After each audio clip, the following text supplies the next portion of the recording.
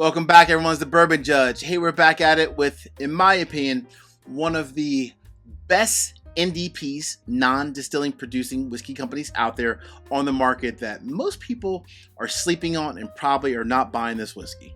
But I have to give a huge shout out to one of my buddies. I was my buddy JP, one of my patrons. We were in Atlanta doing a barrel pick for a different company, different distillery. And JP pours me two different bottles, right? And I was like, one I've never had before, and I was like, that is just ridiculously good. The other one I had, but I had the small batch version of it. And I thought the small batch version was okay, but it was not like this. So, Judge, what brand is it, and why is it so damn good? The brand is Keeper's Quest, also known as, from Chattanooga, Tennessee, J.W. Kelly. First and foremost, look at that color. Goodness gracious. All right, so the fun story again, my buddy JP, he poured me one of their products. It was a rye as well as this bottle, and I fell in love. Again, I had J.W. Kelly before, but it was a small batch, and it was honestly just okay.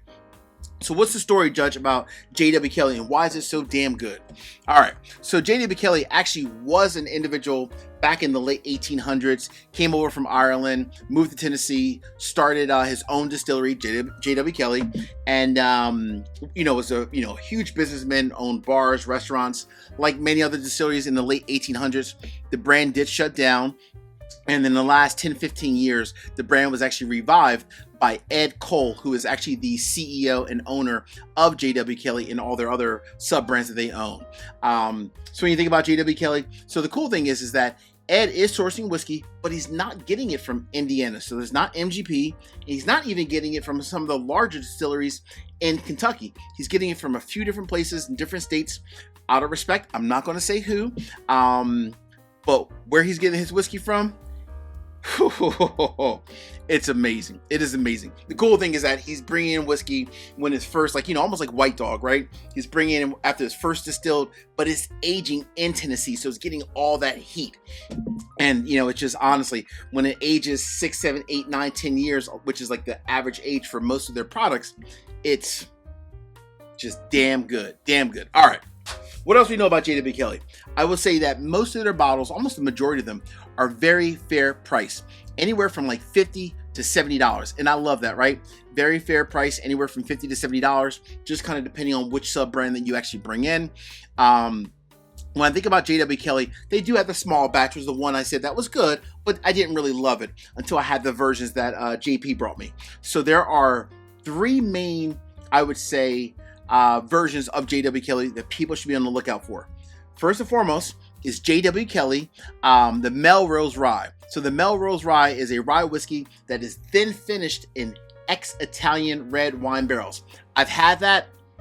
That is amazing. If you like a rye and you like a rye finished in a wine barrel, a red wine barrel, try the J.W. Kelly Melrose Rye. It's absolutely amazing. All right. The next two. So the next two are the ones that JP had me try. And I was like, I'm doing a barrel pick. I'm doing a barrel pick with this distillery. It has to be one of these two. So the next two that we tried was the, it's called the Silver Spring Sweet Rye. So essentially it is a rye, but it is a bourbon drinker's rye, folks. I mean, it is a bourbon drinker's rye. I'll find a picture so you guys can see the bottle. Cool thing about it, it's only like a $40, $45 bottle. That's the JP paid for his. I love it for the fact that it is a rye, but it's barely a rye. It has like 51 or 52% rye in the mash bill, so it is a rye, but the majority, the other like 45, 46% is corn. So it's kind of like Sagamore. He uses a lot of corn in the mash bill. So when he's getting his whiskey produced for him, this rye whiskey, this Silver Spring sweet rye whiskey, it has a lot of corn in the mash bill, and it's sweet, and it is definitely a bourbon drinker's rye whiskey. I had that. I almost fell out my seat when I found out it was a $40 bottle. I was like, damn, JP, this is some good rye whiskey. We're doing a barrel pick of it. And then the next one. So JP brought me this bottle of, or let us try this bottle of J.W. Kelly. It is a double oak bourbon, and it's called the Reed House Limited Edition. This, to me, when we tried it, it sips so much like 13th Colony Double Oak. It is insane. It should almost be called 13th Colony Double Oak Junior, because it is definitely sips just like it. So much, in fact, I'm gonna go ahead and have a pour.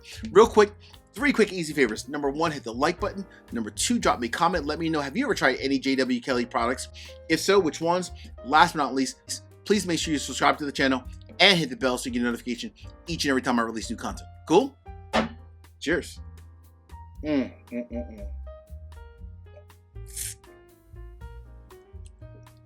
Woo! That is so damn good. I don't know what exactly, how much heat is, penetrating the barrels and so forth. But all I know is that when I talked to the owner of J.W. Kelly, he was like, oh yeah, we have other barrels like the Reed House, where it's that deep oak chocolate, kind of bombing experience. I said, Ed, I need a barrel pick of your double oak that's similar to the Reed House and or the sweet rye. So join us on July 9th at 9 p.m. Eastern.